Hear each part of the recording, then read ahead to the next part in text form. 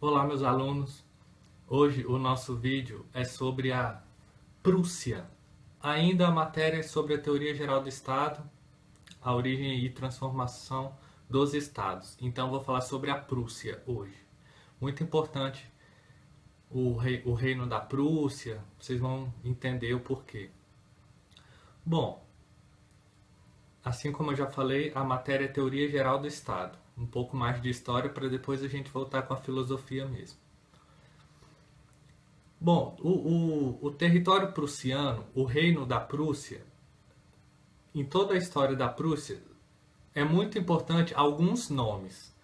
Eu vou colocar para vocês alguns nomes e vou explicar a importância que esses nomes têm para o reino da Prússia. Primeiro, vale destacar o Frederico Guilherme. O Frederico Guilherme, ele dividiu o seu reino entre todos os seus filhos. Antes dele morrer e tal, ele dividiu o seu reino entre todos os seus filhos. É importante isso, vocês vão entender. E eu vou colocar aqui, ele reinou até 1688. Ó.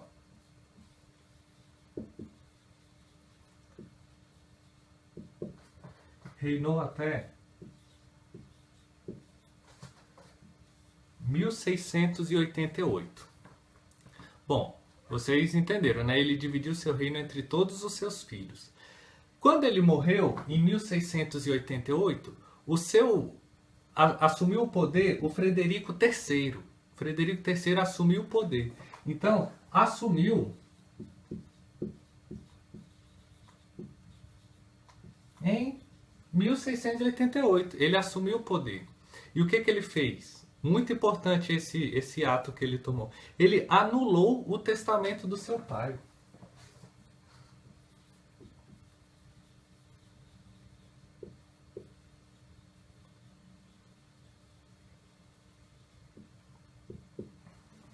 Isso que o pai dele disse que dividiu o reino entre todos os filhos, o que o Frederico III fez? Primeiramente, anulou o testamento do seu pai. Esse fato foi extremamente importante, foi fundamental para a formação do Estado prussiano.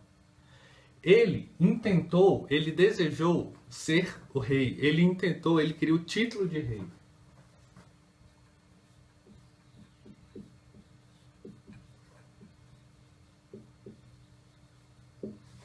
Ele quis o título de rei e vamos ver o que ele fez para conseguir esse título de rei. Esse território em questão, ele era de domínio da Áustria. Então, vamos ver agora o que o Frederico III fez para ele obter o título de rei. Ele fez algumas coisas, vamos ver. Primeiro, ele pagou uma grande soma em dinheiro para o imperador da Áustria. Já que o território ele pertencia à Áustria, então a primeira coisa que ele fez, pagou uma grande quantidade, uma grande soma de dinheiro para o imperador da Áustria.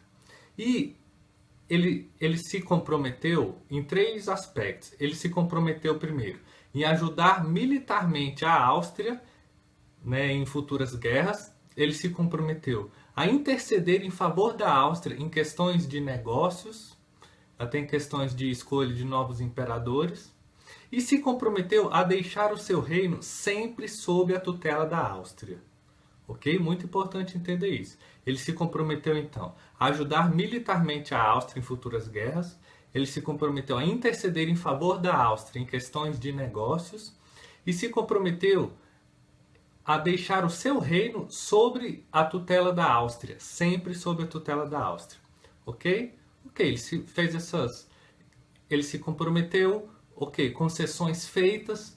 Então, em 1701...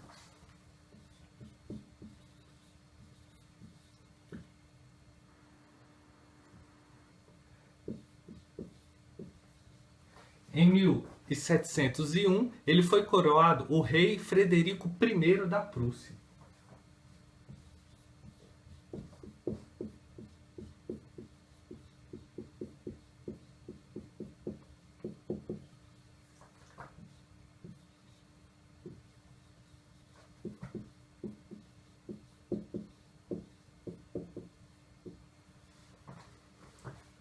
Ok, meus alunos? O Frederico III, em 1701, foi coroado rei Frederico I da Prússia.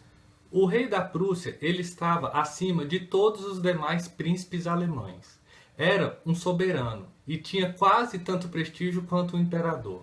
Então vamos falar agora do rei Frederico I da Prússia.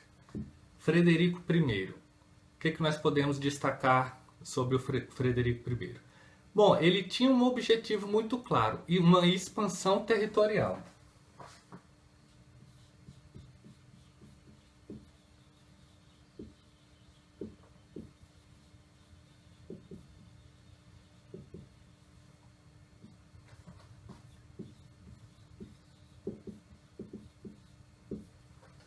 Uma expansão territorial era um objetivo dele. Outras coisas que ele fez. Ele criou um partido protestante alemão.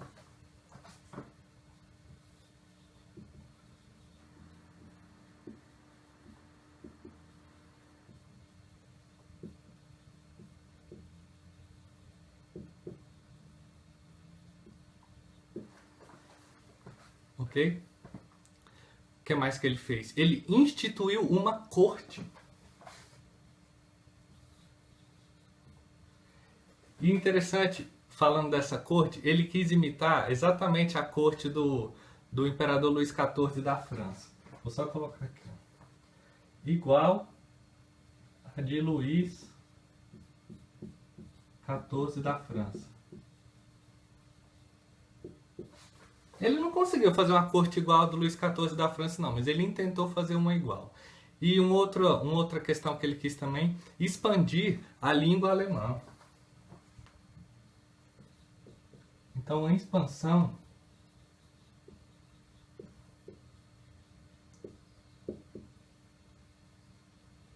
da língua alemã. Uma expansão da língua alemã. Ele morreu em 1713.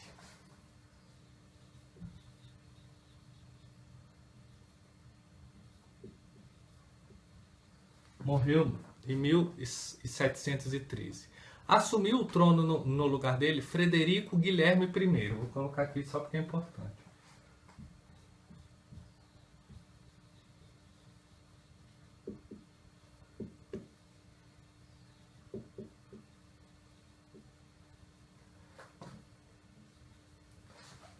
Ele morreu em 1713 e assumiu o trono no lugar dele Frederico Guilherme I. Ok? Vamos dar prosseguimento. Bom, Frederico Guilherme I era o novo rei. É importante falar desse povo aqui, Hohenzollern. Os Hohenzollern era a família real da Prússia, num contexto aristocrático e totalitário. Portanto, os Hohenzollern viriam a ser o modelo ideológico do nazismo, que ainda iria surgir. Então, essa família viria a ser o modelo aristocrático e totalitário e ideológico do nazismo. Essa família, eles instituíram o espírito prussiano nos novos rumos do país. Instituiu-se nesse momento um novo objetivo, uma guerra de conquistas. A guerra era a indústria nacional da Prússia e eles se consagraram na arte militar. A prioridade da Prússia nesse momento era organizar o mais poderoso exército da Europa. Meus alunos, olha só. Nesse momento, a Prússia ela manteve as forças armadas com severas medidas econômicas e financeiras. Eles diziam nesse momento o seguinte a respeito deles mesmos: a glória e a segurança do príncipe consiste num bom exército e muito dinheiro, dinheiro em abundância. Eles diziam isso. O principal objetivo da Prússia, nesse momento também, era a conquista militar, conquistar mais territórios. A Prússia, nesse momento, organizou um exército de 80 mil homens, sob a responsabilidade do rei Frederico Guilherme I. 80 mil homens. A Prússia instituiu o serviço militar obrigatório, também com esse imperador aqui. O exército era tão importante para eles, mas eles criaram o exército da seguinte maneira. O exército era adestrado, aperfeiçoado, disciplinado, eficiente, diligente. Eram verdadeiras máquinas. Eram aqueles caras fortões, extremamente altos. Eram verdadeiras máquinas mesmo esse exército da Prússia. E tantas forças eram disponibilizadas para o exército que nesse momento o exército consumia 2/3 do orçamento do Estado prussiano. Só para vocês verem a importância que a Prússia dava para o exército. Consumia 2/3 do orçamento do Estado prussiano. A Prússia era um imenso campo onde tudo girava em torno do exército. Tudo. Os camponeses os alimentavam. Os artesãos os vestiam e os armavam. E os nobres os comandavam. Esse era o exército. Configurou-se nesse momento um excelente Estado totalitário. E a população toda da Prússia aprendeu a se curvar a esse exército. A Prússia queria se tornar o mais forte Estado da Alemanha. E esse despotismo e esse domínio político desse povo aqui, os Hohenzollern, esse despotismo e o domínio político desse povo viria a ser adotado mais tarde também por Adolf Hitler. Já que estava instituído o Estado prussiano, vamos caracterizar esse Estado prussiano. Bom, era um Estado cuja a finalidade era uma centralização do poder,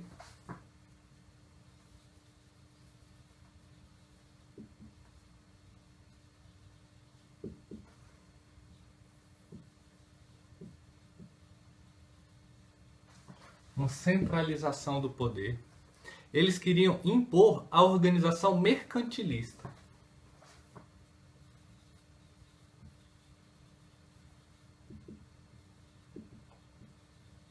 O mercantilismo. Mais uma vez, eles queriam impor algo parecido com o que acontecia com Luís XIV na França. Vou colocar aqui de novo. Igual ao de Luís XIV. Porque, como eu já falei no vídeo de Luís XIV, o mercantilismo lá deu muito certo. Então, eles queriam copiar isso aí. Eles queriam fortalecer o Estado.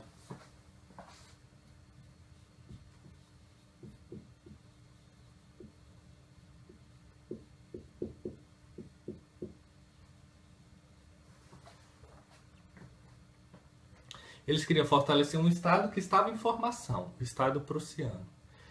Eles queriam que os domínios feudais estivessem sob um só comando, que era o do rei, obviamente, né?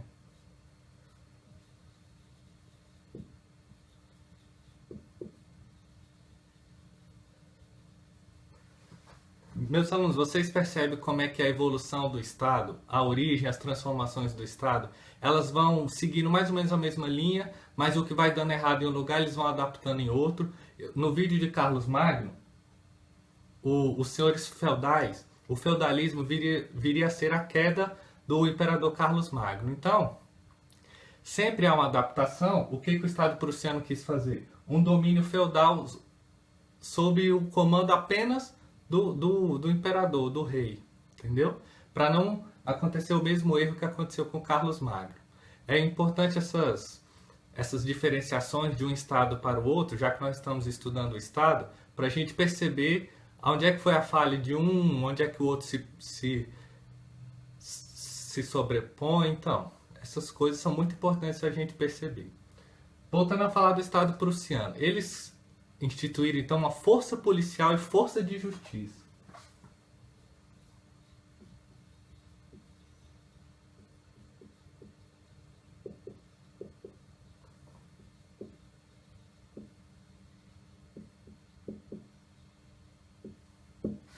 Instituíram uma força policial e força de justiça.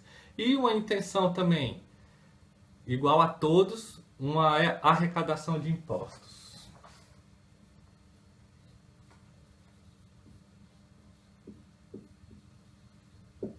Impostos. Essas são algumas caracterizações da instituição do Estado prussiano. Vamos prosseguir. Ok, caracterizações do Estado prussiano feitas. O Estado prussiano, então, adotou algumas estratégias. Uma das estratégias foi dar asilo aos estrangeiros.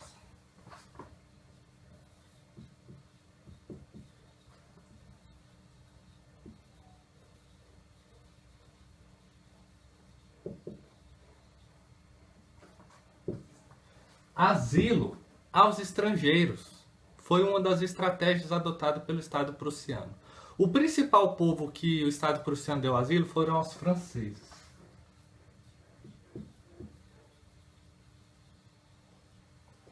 Os franceses. Os franceses ensinaram métodos de trabalho que já estavam muito avançados e que deu muito certo na França. Então os franceses vieram para ensinar técnicas de trabalho, técnicas avançadas. O Estado prussiano deu asilo a judeus.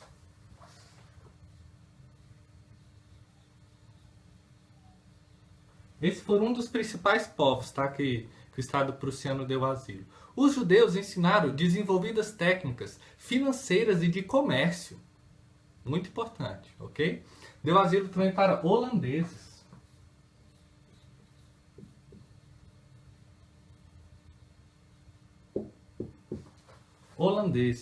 Os holandeses ensinaram novas práticas de agricultura. Entenderam então, meus alunos? Essa foi uma das estratégias do Estado prussiano. Dar asilo aos estrangeiros e aprender com eles técnicas dos países de origem deles. Uma das estratégias do Estado prussiano, que estava em evolução, em crescimento e em expansão. Ok? Posteriormente, assumiu o reinado o Frederico II. O que foi algumas coisas que o Frederico II fez? Ele desenvolveu a cultura, incentivou as artes, as ciências, o ensino universitário. Né? Muito importante isso. E, apenas a título de curiosidade, o Frederico II ele era amigo de Voltaire. Já falei de Voltaire, tem um vídeo lá no nosso canal. Enfim, apenas a título de curiosidade, ele era amigo de Voltaire. O Frederico II, ele se notabilizou literariamente. Ele era do time dos cultos, dos inteligentes, ok?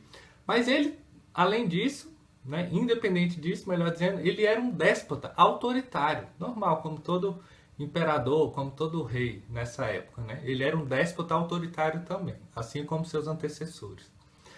Porém, ele aperfeiçoou o exército, que já era muito bom, e aumentou o efetivo do exército para mais de 200 mil homens. Ele quis fazer da Prússia a querida pátria alemã. E meus alunos, vejam só vocês que interessante.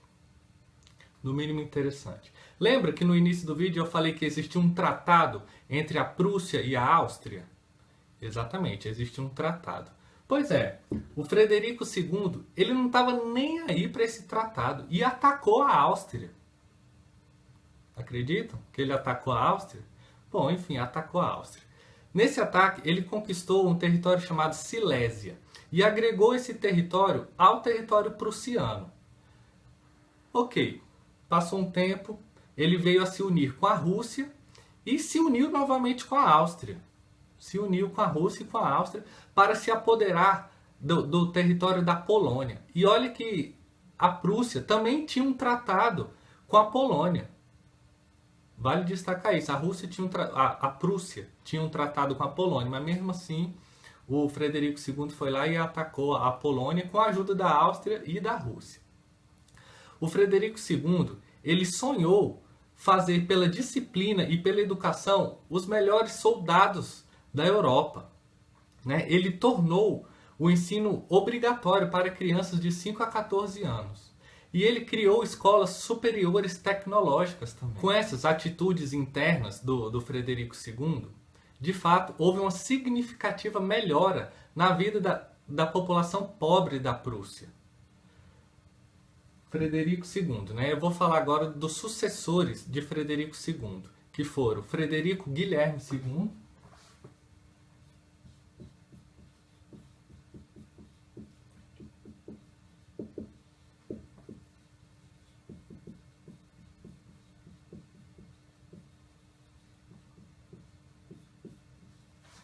Frederico Guilherme II e depois o Frederico Guilherme III.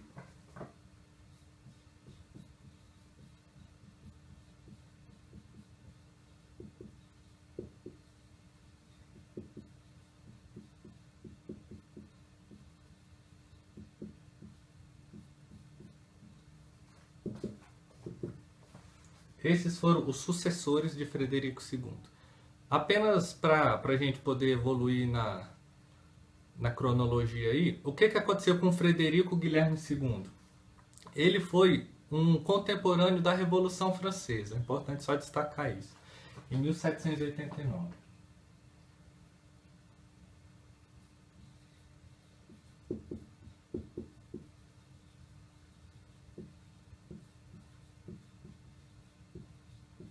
Ele foi apenas um contemporâneo da Revolução Francesa, que ocorreu em 1789.